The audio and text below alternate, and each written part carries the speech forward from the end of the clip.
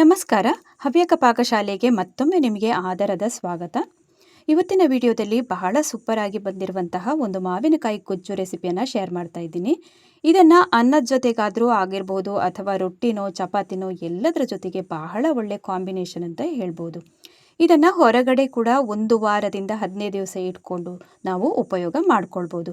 ಆಮೇಲೆ ಜಾಡಿಯಲ್ಲಿ ಹಾಕಿ ಸ್ಟೋರ್ ಮಾಡಿ ಇಟ್ಕೊಂಡ್ರೆ ತಿಂಗಳಾನುಗಟ್ಟಲೆ ಫ್ರಿಜ್ಜಲ್ಲಿ ಕೂಡ ಸ್ಟೋರ್ ಮಾಡಿ ಇಟ್ಕೊಳ್ಬೋದು. ಬನ್ನಿ ಹಾಗಾದರೆ ಇವತ್ತಿನ ರೆಸಿಪಿಯನ್ನು ಸ್ಟಾರ್ಟ್ ಮಾಡೋಣ. ಇದಕ್ಕಾಗಿ ನಾನು ಹಿತ್ತಲಲ್ಲೇ ಬೆಳೆದಿರುವಂತಹ ಮಾವಿನಕಾಯಿನ ಆಯ್ಕೆ ಮಾಡ್ಕೊಂಡಿದ್ದೀನಿ. ಸ್ವಲ್ಪ ಹುಳಿಯಾಗಿರುವಂತಹ ಮಾವಿನಕಾಯಿನ ತೊಗೊಂಡ್ರೆ ತುಂಬ ಚೆನ್ನಾಗಿ ಬರುತ್ತೆ. ಇದನ್ನು ಈಗ 4 ಮಾವಿನಕಾಯಿನ ಚೆನ್ನಾಗಿ ತೊಳ್ಕೊಂಡು ಬಟ್ಟೆಯಲ್ಲೆಲ್ಲ ಒರೆಸ್ಕೊಂಡು ತಂದಿದ್ದೀನಿ. ಇನ್ನಿದರ ಹೊರಗಡೆಯ ಸಿಪ್ಪೆಯನ್ನೆಲ್ಲ ನೀಟಾಗಿ ತೆಕ್ಕೊಳ್ಳೋಣ. ಪ್ರತಿಯೊಂದು ಮಾವಿನಕಾಯಿಯ ಹೊರಗಡೆಯ ಸಿಪ್ಪೆಯನ್ನೆಲ್ಲ ತೆಕ್ಕೊಂಡು ಇಟ್ಕೊಳ್ಬೇಕು.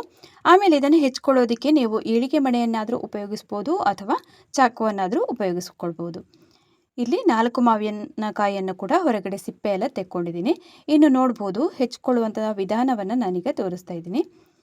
ನೋಡಿ, ಈ ಥರನೇ ಮಾಡಿಕೊಂಡ್ರೆ ಆಯಿತು. 4 ಭಾಗದ್ದು ಕೂಡ ನಾವು ನೋಡಿ ಈ ಥರ ತಗೊಳ್ಬೇಕು. ತೆಳ್ಳಗೆ ಹಚ್ಕೊಳ್ಳೋದು ಬೇಡ, ಸಾಮಾನ್ಯ ಮೀಡಿಯಮ್ ದಪ್ಪದಲ್ಲಿ ಹಚ್ಕೊಂಡು ಮತ್ತೆ ಇದನ್ನು ನಾವು ಉದ್ದುದ್ದಕ್ಕಾಗಿ ಹೆಚ್ಚಿದ್ರೆ ಆಯಿತು. ನಾನೀಗ ತೋರಿಸ್ತಿದ್ದೀನಿ ನೋಡಿ ವಿಡಿಯೋದಲ್ಲಿ, ಅದೇ ಥರನೇ ಮಾಡಿಕೊಂಡ್ರೆ ಆಯಿತು. ಎಲ್ಲವನ್ನು ಕೂಡ ಈಗ ಒಟ್ಟಿಗೆ ಇಟ್ಕೊಂಡಿದ್ದೀನಿ. ಆಮೇಲೆ ಹೆಚ್ಕೊಳ್ಳೋದಕ್ಕೆ ಸುಲಭ ಆಗುತ್ತೆ. ವಿಡಿಯೋದಲ್ಲಿ ತೋರಿಸಿರೋ ಥರನೇ ಹೀಗೆ ಮಾಡಿಕೊಂಡ್ರೆ ಆಯಿತು. ತುಂಬ ಸಣ್ಣದಾಗಿ ತೆಳ್ಳಗೆ ಹೆಚ್ಕೊಳ್ಬಾರ್ದು. ಸ್ವಲ್ಪ ಬಾಯಿಗೆಲ್ಲ ಸಿಕ್ಕಿದಾಗ ಗೊಜ್ಜು ಕೂಡ ತುಂಬಾ ಚೆನ್ನಾಗಿರುತ್ತೆ. ನಾನು ವಿಡಿಯೋದಲ್ಲಿ ತೋರಿಸಿರೋ ಥರ ನೋಡಿ ಈ ಥರ ಹೆಚ್ಕೊಂಡ್ರೆ ಆಯಿತು. ಈಗ 4 ಮಾವಿನಕಾಯಿಗಳನ್ನು ಕೂಡ ಅದೇ ರೀತಿಯಾಗಿ ಹೆಚ್ಕೊಂಡು ತಂದಿಡೋಣ. ನೋಡ್ಬೋದು ನೀವೀಗ ಉದ್ದುದ್ದಕ್ಕಾಗಿ ಈ ಥರನೇ ಹೆಚ್ಕೊಂಡಿದ್ದೀನಿ. ಇನ್ನು ಇದನ್ನು ಸ್ಟವ್ ಮೇಲೆ ಇಟ್ಕೊಂಡು ಬಾಣಲಿಯಲ್ಲಿ ಹಾಕಿ ಬೇಯಿಸ್ಕೊಳ್ಬೇಕಾಗುತ್ತೆ. ಅದಕ್ಕಾಗಿ ನಾನು ಸ್ಟವ್ವಿಗೆ ಬಾಣಲಿಯನ್ನು ಇಟ್ಕೊಂಡಿದ್ದೀನಿ ಆಗಲೇ.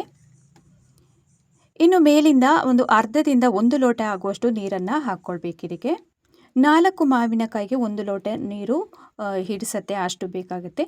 ಇನ್ನು ಲಿಡ್ಡನ್ನು ಕ್ಲೋಸ್ ಮಾಡಿ ಮೀಡಿಯಮ್ ಉರಿನಲ್ಲೇ ಇಟ್ಕೊಂಡು ಸ್ವಲ್ಪ ಅಂದರೆ 1/4 ಅಂಶ ಇದನ್ನು ಬೇಯಿಸಬೇಕಾಗುತ್ತೆ. ಜಾಸ್ತಿ ಫುಲ್ಲು ಬೇಯಬಾರ್ದು ಇದು.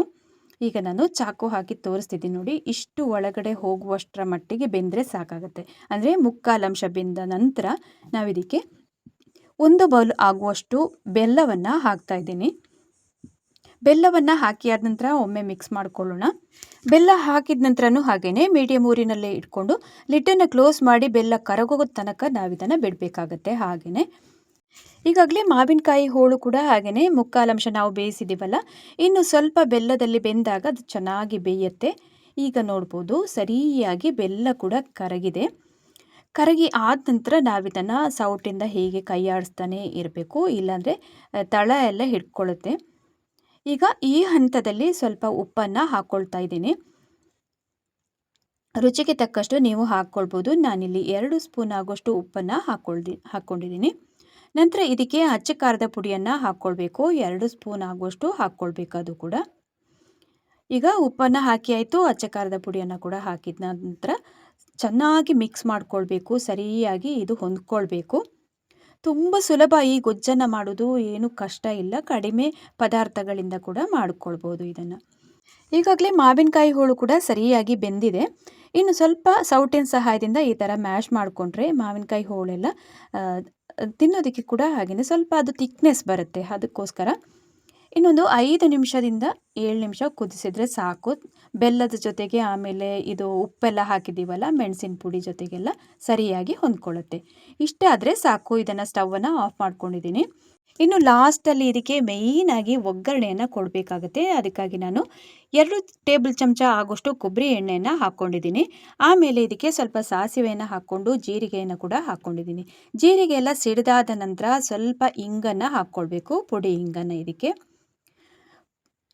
ಈಗ ಸಾಸಿವೆ ಎಲ್ಲ ಸಿಡ್ದಿದೆ, ಜೀರಿಗೆ ಕೂಡ ಹಾಗೆಯೇ ಚಟಪಟ ಅಂತ ಸಿಡಿಯೋದಕ್ಕೆ ಸ್ಟಾರ್ಟ್ ಆದ ನಂತರ ಇಂಗನ್ನು ಕೂಡ ಹಾಕ್ಕೊಂಡು ಲಾಸ್ಟಲ್ಲಿ ಕರಿಬೇವು ಸೊಪ್ಪನ್ನು ಕೂಡ ಹಾಕಿದರೆ ಸೂಪರ್ ಆದಂತಹ ಒಗ್ಗರಣೆ ಕೂಡ ಹಾಕಿದರೆ ಗೊಜ್ಜು ಕೂಡ ರೆಡಿ ಆಯಿತು.